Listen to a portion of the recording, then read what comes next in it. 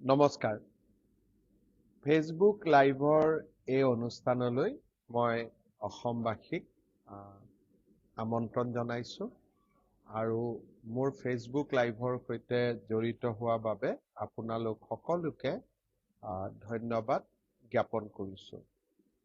আজি কাৰ্গিল বিজয় দিৱস। এই দিনটোত মই কাৰ্গিলৰ শ্বহীদসকলক অসমবাসী ৰাইজৰ হৈ শ্ৰদ্ধাঞ্জলি জ্ঞাপন কৰিছো।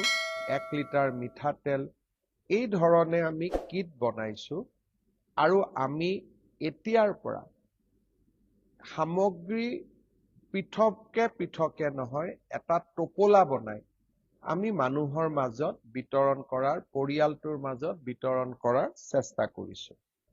ইতিমধ্যে কেইবা হাজাৰ খাদ্যৰ টোপোলা ৰাইজৰ মাজত পঠাবৰ প্ৰচেষ্টা কৰা হৈছে আৰু অহা 7টা দিন আমি নিৰন্তৰভাৱে এনে খাদ্য আমি পঠিয়াই থাকিম। চিকিৎসা মহাবিদ্যালয়সমূহৰ যোৰহাট আৰু ডিব্ৰুগড় চিকিৎসা মহাবিদ্যালয়ৰ পৰা অহা চিকিৎসকসকল স্থানীয় চিকিৎসকসকলে নিৰন্তৰ মানুহক সহায় কৰাৰ প্ৰচেষ্টা চলাই আছে। যোৱাকালি আৰু আজি প্ৰথম অৱস্থাত যেতিয়া এয়াৰ ফোৰ্ছে খাদ্য সামগ্ৰী ড্ৰপ কৰা বুলি আমি কম, হেলিকপ্টাৰৰ পৰা পেলাই দিছিলে, বহুবিলাক স্থানত অভিযোগ আহিছিল যে মাটিত যেতিয়া পৰে তেতিয়া সি ফাটি যায়। যোৱাকালি মই শ্বিলঙত থকা এয়াৰ ফোৰ্ছৰ ইষ্টাৰ্ণ কামাণ্ডৰ যিগৰাকী GOC তেখেতৰ লগত মই কথা পাতিছিলো। তাৰ পিছত আমি এটা নতুন প্ৰক্ৰিয়াৰে খাদ্য সামগ্ৰীসমূহ ড্ৰপ কৰাৰ চেষ্টা কৰিছিলো। যোৱাকালি নাজিৰা আৰু আজি শিৱসাগৰৰ দুৰ্গম অঞ্চলত আমি সফলতাৰে খাদ্য সামগ্ৰী প্ৰেৰণ কৰিবলৈ বা এয়াৰ ফোৰ্ছে ড্ৰপ কৰিবলৈ সক্ষম হৈছে। ভাৰতবৰ্ষৰ প্ৰধানমন্ত্ৰী নৰেন্দ্ৰ মোদী ডাঙৰীয়া বানপানীৰ সম্পৰ্কত যোৱাকালি মোৰ লগত কথা পাতিছিল আৰু কেন্দ্ৰীয় গৃহমন্ত্ৰী ডাঙৰীয়াই মোৰ লগত সম্পৰ্ক ৰক্ষা কৰি আছে। আজি ভাৰত চৰকাৰৰ যিটো আমি ইণ্টাৰ মিনিষ্ট্ৰিয়েল টিম বুলি কওঁ, গৃহ মন্ত্ৰালয়ৰ যুটীয়া সচিব শ্ৰী M ৰামচন্দ্ৰ ডুডু তেখেতৰ অধ্যক্ষতাত ইণ্টাৰ মিনিষ্ট্ৰিয়েল টিমে ভিজিট কৰা আৰম্ভ কৰিছে। চৰাইদেউ জিলাৰ ভিজিট ইতিমধ্যে সম্পূৰ্ণ হৈছে। পৰৱৰ্তী সময়ত তেখেতসকল শিৱসাগৰ, যোৰহাট আৰু গোলাঘাট জিলা ভ্ৰমণ কৰিব আৰু ফ্লাডত হোৱা ডেমেজ সম্পৰ্কত তেওঁলোকে ভাৰতবৰ্ষৰ প্ৰধানমন্ত্ৰী ডাঙৰীয়া আৰু গৃহমন্ত্ৰীক প্ৰতিবেদন দাখিল কৰিব।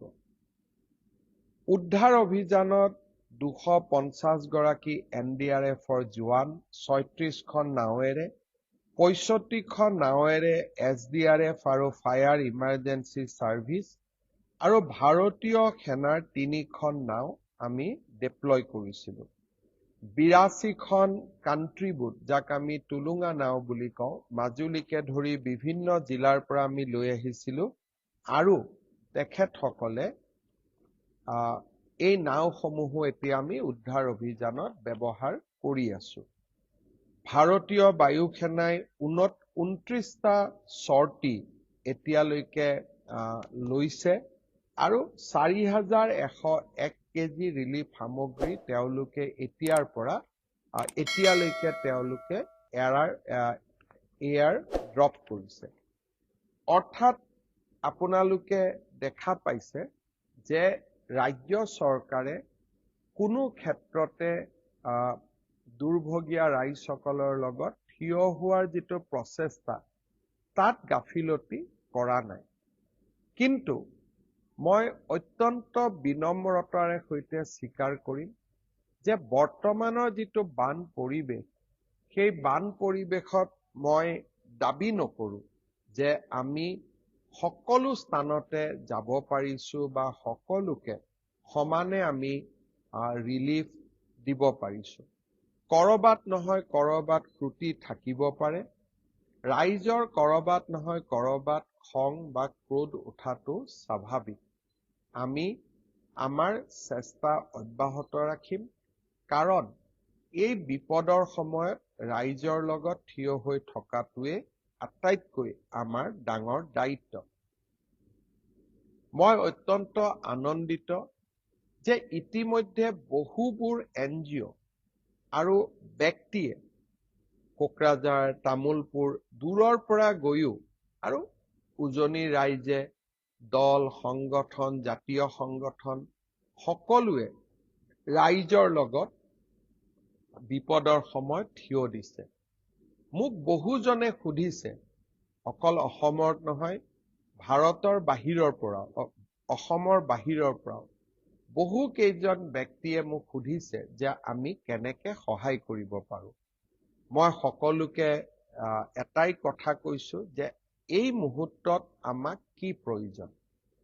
এই মুহূৰ্তত আমাক কাপোৰ কানিৰ প্ৰয়োজন, কাৰণ কাপোৰ কানি আমাৰ বানে শেষ কৰি থৈ গৈছে। আমাক বাচন বৰ্তনৰ প্ৰয়োজন, আমাক এডুকেশ্যনেল সামগ্ৰীৰ প্ৰয়োজন, কাৰণ ছাত্ৰ ছাত্ৰীসকলৰ কিতাপ পত্ৰ বানে সকলো নষ্ট কৰি থৈ গৈছে। আমাক মেডিকেল কিটছ, ফেনাইল আদিৰ দৰকাৰ। আৰু এই ধৰণে বানৰ লগত জড়িত, বান সাহায্যৰ লগত জড়িত সামগ্ৰীসমূহৰ আমাৰ প্ৰয়োজনীয়তা আছে। বিভিন্নজনে মোৰ পৰা এই কথাবোৰ শুনি তেখেতসকলে নিজাকৈও সাহায্য অভিযান নামি পৰিছে, আৰু কিছু ব্যক্তি আৰু সংগঠনে মুখ্যমন্ত্ৰীৰ সাহায্য পুঁজিলৈও উদাৰভাৱে দান আগবঢ়াইছে। যোৱাকালি সন্ধিয়া আমি সকলোৱে জানো, শ্ৰী শ্ৰী ঠাকুৰ অনুকূল চন্দ্ৰৰ প্ৰেৰণাৰে সৎসংগ এটা আমাৰ ডাঙৰ সমাজসেৱী আধ্যাত্মিক অনুষ্ঠান। এই অনুষ্ঠানৰ বৰ্তমান নেতৃত্ব দি আছে পৰম পূজ্যপাত আচাৰ্যদেৱ শ্ৰী শ্ৰী অৰ্কধুতি চক্ৰৱৰ্তী, যাক আমি বাবাইদা বুলি মাতো। যোৱাকালি বাবাইদাই পৰম পূজ্যপাত বাবাইদাই 2 কোটি টকা শিৱসাগৰ, চৰাইদেউ, যোৰহাট, গোলাঘাটৰ ৰাইজৰ বাবে মোৰ হাতত তুলি দিয়ে, আৰু তেখেতে মোক কৈছে যে 2 কোটি টকা ৰাইজৰ বাবে ব্যৱহাৰ কৰিব লাগে। ঠিক তেনেদৰে এইকেইটা দিন মোৰ হোৱাটছআপত মই মেছেজ পাই আছো, কোনোবাই 100 টকা, কোনোবাই 500 টকা, কোনোবাই 10,000 টকা, কোনোবাই 25 লাখ, 10 লাখ টকা, কোনোবাই 50 লাখ টকালৈকে সহায় আগবঢ়াইছে। মই সকলোকে প্ৰতিশ্ৰুতি দিছো যে যিমানখিনি নাম আমি পাম, আমি ধুনীয়াকৈ বাতৰি কাকতত বিজ্ঞাপনেৰে আপোনালোকৰ দান বৰঙণি, আপোনালোকৰ সহৃদয়তাক আমি কৃতজ্ঞতাৰে সৈতে স্মৰণ কৰিম। যোৱাকালি যেতিয়া বাবাইদাই, পৰম পূজ্যপাত বাবাইদাই মোক 2 কোটি টকা দিছিলে, সেই সময়ত মোৰ এটা কথা মনত আহিছিলে যে শিক্ষাতকৈ ডাঙৰ প্ৰয়োজনীয়তা আমাৰ নতুন প্ৰজন্মৰ বাবে আন একোৱেই হ'ব নোৱাৰে। শিৱসাগৰ, চৰাইদেউত প্ৰায়বোৰ প্ৰাথমিক বিদ্যালয়, হাইস্কুলত ভিতৰত পানী সোমাইছিলে, পলস পৰি স্কুলবিলাকত এতিয়া যাব নোৱাৰা অৱস্থাত পৰিণত হৈছে। আৰু সোনকালে যদি আমি শিক্ষানুষ্ঠানসমূহ ঠিক কৰি ল'ব নোৱাৰো, চৰাইদেউ আৰু শিৱসাগৰ জিলাৰ শিক্ষা ক্ষেত্ৰখনত এক ভাবিব নোৱাৰা অসুবিধা হ'ব। মই সেয়ে মনতে ভাবিছিলো, মই এটা জাষ্ট উদাহৰণ হিচাপে কৈছো যে পৰম পূজ্যপাত বাবাইদাই দিয়া 2 কোটি টকা 100খন প্ৰাথমিক বিদ্যালয়লৈ আমি 2 লাখকৈ টকা, 2 লাখকৈ বিতৰণ কৰি দিম, যাতে বিদ্যালয়বিলাক আমি ৰিপেয়াৰ কৰিব পাৰো, নিৰ্মাণ কৰিব পাৰো। অৱশ্যে যিটো সময়ত চৰকাৰৰ সাহায্য আহিব, তাক আমি আৰু ভাল কৰি মেৰামতি কৰিব পাৰিম। ঠিক তেনেকৈ আপোনালোকে যিমান মোলৈকে সহায় ৰিলিফ ফাণ্ডত আপোনালোকে সহায় কৰিব, তাক আমি শিক্ষা, ল'ৰা ছোৱালীৰ পাঠ্যপুথি, ল'ৰা ছোৱালীৰ সাজ পোছাকৰ কামত আমি ব্যৱহাৰ কৰিম। কিন্তু মই আকৌ কৈছো যে বানাক্ৰান্তক সহায় কৰাৰ একমাত্ৰ ৰাস্তা মুখ্যমন্ত্ৰীৰ সাহায্য পুঁজি নহয়। যিসকলে হাতে কামে গৈ তাতে চৰাইদেউ শিৱসাগৰ জিলাত ৰাইজক সেৱা কৰিব পাৰে, সি নিশ্চয় সকলোৰে বাবে আদৰণীয়। কিন্তু যিসকলে নিজে যাব নোৱাৰে বিভিন্ন অসুবিধাৰ ক্ষেত্ৰত, তেওঁলোকে মোক যেনেকৈ দায়িত্ব দিয়ে, মই তেওঁলোকৰ হৈ দায়িত্ব পালন কৰিম। আজি ৰাতিপুৱা প্ৰধানমন্ত্ৰী ডাঙৰীয়াৰ মন কী বাত অনুষ্ঠান পৰিৱেশন কৰাৰ পিছত মই সাংবাদিকসকলক লগ পাইছিলোঁ। মই অনুভৱ কৰোঁ ৰাজ্য চৰকাৰ, সামাজিক সংগঠন, NGO, জাতীয় সংগঠনসমূহে যি দায়িত্ব পালন কৰিছে, ভাৰতীয় জনতা পাৰ্টিৰ কাৰ্যকৰ্তাসকল আমি কেতিয়াও পিছুৱাই থাকিব নোৱাৰো। দলৰ সভাপতি শ্ৰী দিলীপ শইকীয়াৰ লগত আলোচনা কৰি আমি বিজেপিৰ কাৰ্যকৰ্তাসকলে ঠিক কৰিছিলোঁ যে আমিও এই সাহায্য অভিযানত যিমান পাৰোঁ আমাৰ দলটোৰ হৈও আমি সহযোগিতা আগবঢ়াম। স্বাভাৱিকভাৱে আমাৰ দলৰ মূল চালিকা শক্তিটোৱে হ'ল 50 লাখ আমাৰ কাৰ্যকৰ্তা। মোৰ ফেচবুক, মোৰ টুইটাৰ একাউণ্ট, বিজেপিৰ ফেচবুক, বিজেপিৰ টুইটাৰ একাউণ্টত আমি আমাৰ দলৰ একাউণ্ট নম্বৰটো ইতিমধ্যে ৰাইজৰ আগত আমি মুকলি কৰি দিছোঁ। যিসকল আমাৰ কাৰ্যকৰ্তাই 2000 টকাৰ তলত সাহায্য দিয়ে, তেওঁলোকে স্থানীয় বিধায়কগৰাকীৰ হাতত এই পুঁজিখিনি তুলি দিব আৰু বিধায়কগৰাকীৰ পৰা দলে এই পুঁজিটো সংগ্ৰহ কৰিব। আনহাতে কোনোবাই যদি ভাবে যে মই পোনে পোনে বেংক একাউণ্টত দিম, বিশেষকৈ 2000ৰ ওপৰত ৰাজনৈতিক দলে নগদ ধন সাহায্য হিচাপে ল'ব নোৱাৰে, এই বেংক একাউণ্টৰ জৰিয়তে আহিব লাগিব। আপোনালোকে আমাৰ বেংক একাউণ্টলৈকে পঠিয়াই দিয়ক। আমি এটা মনতে চিন্তা কৰিছো যে মই আগতেই ক'লো যে আমি স্কুলবিলাকত 2 লাখকৈ দিয়া, সি এটা কাম। আৰু এটা কাম আছে, এতিয়া আজি আমি ডিব্ৰুগড়, তিনিচুকীয়াৰ পৰা চাফাই কৰ্মীক আমি মাতিছো। মৃতদেহবিলাক পশু পক্ষীৰ মৃতদেহবিলাক যাতে আমি উঠাব পাৰো, যাতে পৰিৱেশটো বেয়া নহয়। কৰবাত আমাক পানীৰ পাম্প লাগিব, পানী উলিয়াবৰ কাৰণে অজস্ৰ পন্থা আছে। এই পন্থাবিলাকৰ ভিতৰত আৰু এটা পন্থা হৈছে যে আই মাতৃসকলক আমি একোখনকৈ মেখেলা চাদৰ দিব পাৰো নেকি।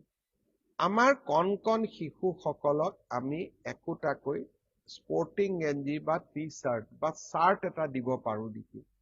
ভাৰতীয় জনতা পাৰ্টীয়ে সিদ্ধান্ত লৈছে যে আমি আমাৰ কাৰ্যকৰ্তাসকলৰ পৰা আৰু আন যোনে যেনেকে আমাক সহায় কৰে, আমি প্ৰায় 12 কোটি টকা যদি সংগ্ৰহ কৰিব পাৰো, আমি 2 লাখ মেখেলা চাদৰ দিব পাৰিম আৰু 2 লাখ চাৰ্ট বা টি-চাৰ্ট আমি দিব পাৰিম। আমি চেষ্টা কৰিম অহা সপ্তাহৰ ভিতৰত বা 3-4 দিনৰ ভিতৰত আমি এই সামগ্ৰীবোৰ ক্ৰয় কৰাৰ কাৰণে। আৰু ইতিমধ্যে আপোনালোকে যেতিয়াই কাৰ্যকৰ্তাসকলে যেতিয়া বিচাৰে, তেখেতসকলে আমালৈকে চেক বা বেংক ট্ৰান্সফাৰ কৰি থাকিব পাৰিব। কিন্তু এই আঁচনিটো বা এই কামখিনি আমি বিজেপিৰ কাৰ্যকৰ্তাসকলে কৰিম। আমি আমাৰ পৰিয়ালৰ বাহিৰলৈকে গৈ ধন সংগ্ৰহ নকৰো আৰু কোনো ক্ষেত্ৰতে যাতে এই মোৰ আহ্বানৰ সুযোগ লৈ কতো যাতে দোকান পোহাৰ ব্যৱসায়ীৰ পৰা ধন সংগ্ৰহ কৰা নহয়, মই তাৰ বাবে বিজেপিৰ কাৰ্যকৰ্তাসকলক বিনম্ৰতাৰে সৈতে অনুৰোধ কৰিম। ই মাত্ৰ নিজৰ দান, আমি কাৰোৰ পৰা সংগ্ৰহ কৰি আমি দলক নিদিওঁ। নিজে যি পাৰো আমি সেইখিনিহে আগবঢ়াম। এনেকৈয়ে শ্ৰদ্ধাৰ ৰাইজ, বান সাহায্য অভিযানৰ লগত আমি নিজক জড়িত কৰাৰ চেষ্টা কৰিছো। মই আগতে কৈছো যে এতিয়া আমি ৰিলিফৰ পৰ্যায়ত আছো, কিন্তু ৰিলিফে বান বিধ্বস্ত ৰাইজৰ সমস্যা সমাধান কৰিব নোৱাৰে। ইয়াৰ বাবে ৰিহেবিলিটেশ্যন অৰ্থাৎ আমি স্থায়ী সহায় আগবঢ়াব লাগিব। যাৰ ঘৰ ভাঙি পৰিছে তাক ঘৰৰ বাবে পুঁজি আগবঢ়াব লাগিব। স্কুল ভাঙি পৰিছে তাক স্কুল নিৰ্মাণৰ বাবে পুঁজি আগবঢ়াব লাগিব। কাৰোবাৰ ৰাস্তা ভাঙিছে আমি ৰাস্তা নিৰ্মাণৰ কাৰণে সহায় কৰিব লাগিব। মথাউৰি ভাঙিছে আমি মথাউৰি নিৰ্মাণ কৰিব লাগিব। অংগনবাদী কেন্দ্ৰ ভাঙিছে আমি অংগনবাদী কেন্দ্ৰ নিৰ্মাণ কৰিব লাগিব। খেতি পথাৰলৈ আমি চিড, কঠীয়া, প্ৰয়োজন হলে ট্ৰেক্টৰ চলাবৰ বাবেও বা ট্ৰেক্টৰাইজেশ্যনৰ কাৰণেও আমি সুবিধা কৰি দিব লাগিব। বিধানসভাৰ অধিৱেশন শেষ হোৱাৰ লগে লগে 1 তাৰিখৰ পৰা আমাৰ মন্ত্ৰীসকলে নিজৰ নিজৰ দায়িত্ব, কৃষি মন্ত্ৰীয়ে কৃষি খণ্ডৰ বাবে, DRDয়ে ৰুৰেল ডেভেলপমেণ্ট মিনিষ্টাৰে গাঁৱৰ উন্নতিৰ বাবে, শিক্ষা মন্ত্ৰীয়ে স্কুল কলেজৰ বাবে, মহিলা কল্যাণ আৰু শিশু কল্যাণ মন্ত্ৰীয়ে অংগনবাদী কেন্দ্ৰৰ বাবে, ফিচাৰী বা পশুধনৰ ক্ষতিক কেনেকে আমি ক্ষতিপূৰণ দিম তাৰ বাবে আমাৰ মীন আৰু পশুপালন মন্ত্ৰী, হস্পিটাল যিবিলাক ভাঙিছে, সাব চেণ্টাৰ ভাঙিছে তাক নিৰ্মাণৰ কাৰণে, পুনৰ নিৰ্মাণৰ কাৰণে স্বাস্থ্য মন্ত্ৰী, এই সকলোবোৰে শিৱসাগৰ আৰু চৰাইদেউ জিলা ভ্ৰমণ কৰিব আৰু দুৰ্গত জনৰ লগতে ইনফ্ৰাষ্ট্ৰাকচাৰসমূহ ৰিবিল্ড কৰাৰ বাবে আমি আমাৰ প্ৰচেষ্টা হাতত ল'ম। ভাৰত চৰকাৰে আমাক মুকলিভাৱে সহায় কৰিব তাক মই বিশ্বাস কৰোঁ আৰু ভাৰত চৰকাৰ বিশেষকৈ প্ৰধানমন্ত্ৰী ডাঙৰীয়াৰ ওপৰত আমি সকলোৱে আস্থা ৰাখিম যে শিৱসাগৰ আৰু চৰাইদেউ জিলা, গোলাঘাট, যোৰহাটৰ পুনৰ নিৰ্মাণত আমাক নিশ্চিতভাৱে ভাৰত চৰকাৰে উদাৰ সহায় আগবঢ়াব। ফেচবুক লাইভত মই বিভিন্ন কথা কওঁ, কিন্তু আজিৰ ফেচবুক লাইভত মই বানপানীৰ কথাতে নিজক আবদ্ধ ৰাখিছো। বাহিৰৰ বিষয় মই আজি টাচ কৰিব খোজা নাই, কাৰণ এতিয়া আমাৰ আটাইতকৈ ডাঙৰ প্ৰায়ৰিটিটো হৈছে বান বিধ্বস্ত ৰাইজক সহায় সহযোগিতা আগবঢ়োৱা।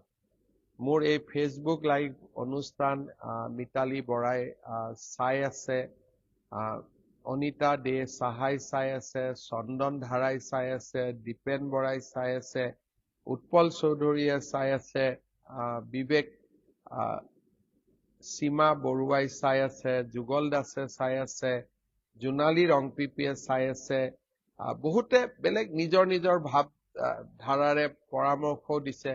কোনোবাই কৈছে মামা অৰুণোদয় এই মাহত দিব নালাগে, গোটেই টকাটো শিৱসাগৰ চৰাইদেউত দিয়ক। পুঁজিৰ অভাৱ নাথাকিব আৰু আমি যিমান পাৰো চৰকাৰী নিয়ম নীতিৰে আমি সহায় কৰিব পাৰিম। অৰুণোদয় বন্ধৰ দৰে চৰম ৰাস্তা নিশ্চিতভাৱে এতিয়া আমি ল'বলগীয়া হোৱা নাই আৰু তেনেকুৱা কথা আমি এতিয়াই নিশ্চিতভাৱে চিন্তা নকৰো।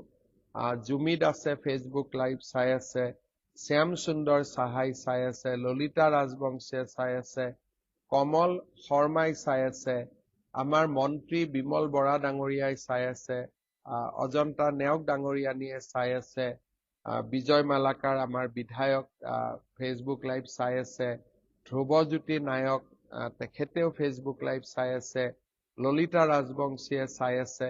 এনেকৈ বহুত জনে ফেচবুক লাইভত জড়িত হৈ আছে। মই সকলোকে আহ্বান জনাম, সকলোৱে যে টকা পইচা দিয়েই সহায় কৰিব তেনে নহয়। আমি আমাৰ মনতে বান বিধ্বস্ত ৰাইজৰ প্ৰতি আমি প্ৰাৰ্থনা ৰাখিম। আমি নেদেখা জনৰ ওচৰত প্ৰাৰ্থনা কৰিম যাতে ভগৱানে মৃতকক চিৰ শান্তি প্ৰদান কৰে, মৃতকৰ দুখ সহ্য কৰিবলৈ পৰিয়ালবৰ্গক সাহস দিয়ে আৰু বানত আক্ৰান্ত লোকসকলক এই কঠোৰ পৰিস্থিতিৰ সন্মুখীন হ'বলৈ পৰম পিতাই যাতে সাহস দিয়ে, তেনে প্ৰাৰ্থনাও যথেষ্ট। টকা পইচা এটা কথা, কোনোবাই গৈ সহায় কৰিছে এটা কথা, কিন্তু নিশ্চিতভাৱে বান বিধ্বস্ত ৰাইজক সাহস আৰু শক্তি পৰম পিতাই প্ৰদান কৰক, তাক আমি সকলোৱে প্ৰাৰ্থনা কৰিব পাৰো। মই আশা কৰো মোৰ ফেচবুক লাইভ চাই থকা আৰু সকলো লোকে বান বিধ্বস্ত ৰাইজক ভগৱানে শক্তি আৰু সাহস দিয়ক, তাৰ বাবে নিশ্চিতভাৱে প্ৰাৰ্থনা জনাব। বিজেপিৰ কাৰ্যকৰ্তাসকলে যোনে যেনেকে পাৰে আমি যিটো এটা সিদ্ধান্ত লৈছো তাত সহযোগিতা কৰিব আৰু যিসকল ৰাইজে শাৰীৰিকভাৱে শিৱসাগৰ, চৰাইদেউত গৈ, যোৰহাট, গোলাঘাটত গৈ ৰাইজক সহায় কৰিছে, তেখেতসকলক মই ধন্যবাদ আৰু প্ৰণাম জনাইছো। আৰু যিসকলে মুখ্যমন্ত্ৰীক সাহায্য পুঁজিলৈ দান আগবঢ়াই বান বিধ্বস্ত ৰাইজক সহায় কৰাৰ বাবে মোক দায়িত্ব দিছে, তেওঁলোককো মই প্ৰতিশ্ৰুতি দিছো যে প্ৰত্যেকটো পুঁজি, প্ৰত্যেকটো ধন আমি বান বিধ্বস্ত ৰাইজৰ বাবে আমি ব্যয় কৰিম। পুনৰ আপোনালোকক বানপানী বা বান পৰিস্থিতিৰ ওপৰত যেতিয়াই যি মোৰ লগত আপডেট থাকে মই আপোনালোকক জনাবলৈ চেষ্টা কৰিম। এই সপ্তাহত মই পুনৰ এবাৰ শিৱসাগৰ, চৰাইদেউ, যোৰহাট, গোলাঘাট জিলাত যাম, যাতে বান সাহায্য আৰু পুনৰ সংস্থাপনৰ কাম কাজ আমি খৰতকীয়া কৰিব পাৰো। আজিলৈ ইমানতে সামৰিছো। সকলোকে ধন্যবাদ। জয় হিন্দ, বন্দে মাতৰম।